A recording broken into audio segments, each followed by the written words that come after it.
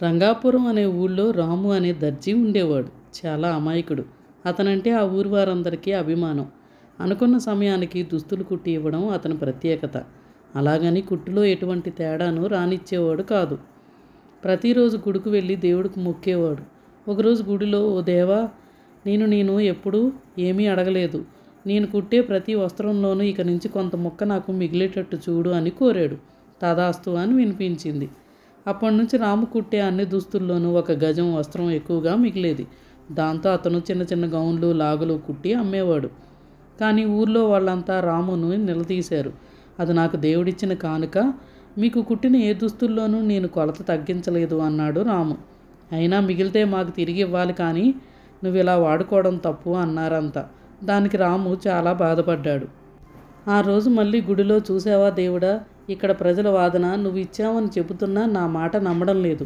నాకు ఇక వస్త్రపు ముక్క ఇవ్వవద్దు, కానీ 1 కండె దారం, ఒక రోజంతా కుట్టే దుస్తులకు సరిపోయేలా వరమివ్వు అని కోరాడు.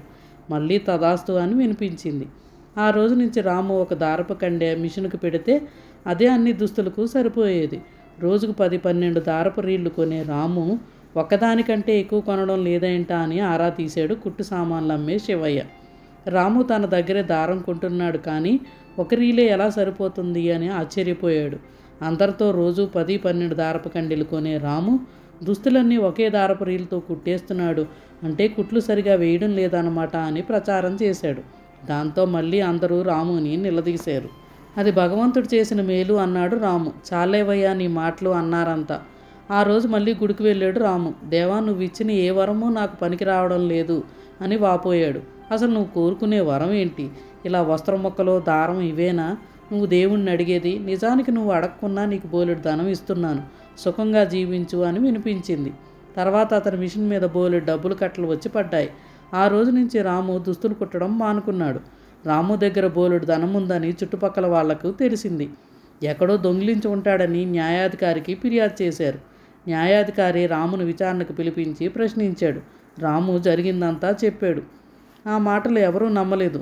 నిజం చెప్పు, ఈ డబ్బులన్నీ ఎక్కడి నుంచి దొంగిలించావని గట్టిగా నిలదీశాడు న్యాయాధికారి. అప్పుడు రాము, దేవుడా, ఈ డబ్బంతా నువ్వే ఇచ్చావంటే ఇక్కడున్న వాళ్ళెవరూ నమ్మడం లేదు, నువ్వే చెప్పు అన్నాడు. దేవుడి దగ్గర నుంచి ఏ స్పందన లేకపోవడంతో కనీసం నువ్వు ఇచ్చిన డబ్బైనా నువ్వే తీసుకో అని మొరపెట్టుకున్నాడు. చూడు రాము, నీకు నాపై అపార నమ్మకం ఉంది, అందుకే నీకు అడిగింది ఇచ్చాను. కానీ ఇక్కడున్న ఎవరికీ నా మీద సరిగా నమ్మకం లేదు, అందుకే వారికి కనిపించేలా మహిమ చూపడం నాకు ఇష్టం లేదు అన్నాడు రాము చెవిలో. నిజమే దేవుడా, కానీ మీరిప్పుడు నాకు సాయం చేయకపోతే నన్ను వీళ్ళంతా శిక్షిస్తారు. నేను ఏ నేరమూ చేయలేదు అని నిరూపించు అన్నాడు రాము. వెంటనే అక్కడున్న ధనం అంతా అందరూ చూస్తుండగానే మాయమైపోయింది. అంతా ఆశ్చర్యపోయారు. కొందరైతే రాము చాలా మంచివాడు, అతన్ని అనవసరంగా నిందించారు అన్నారు. ఏమైతేనేం, ధనం అంతా పోయాక అందరికీ నిజం తెలిసింది అన్నాడు రాము. మమ్మల్ని క్షమించు రాము అంటూ అంతా వెళ్ళిపోయారు. దేవా, అయాచితంగా వచ్చిన డబ్బులు నిలవని అంటారు. నాకు కూడా కష్టపడి సంపాదించడం అంటేనే ఇష్టం. అందుకే నేను కుట్టే అన్ని దుస్తులు అందంగా ఉండాలి, నాకు ఆరోగ్యం బాగుండాలి. అలా వరమివ్వు దేవుడా అన్నాడు రాము. సరే, నువ్వు అనుకున్నదే మంచిది, అలాగే కానీ అంటూ వినిపించింది.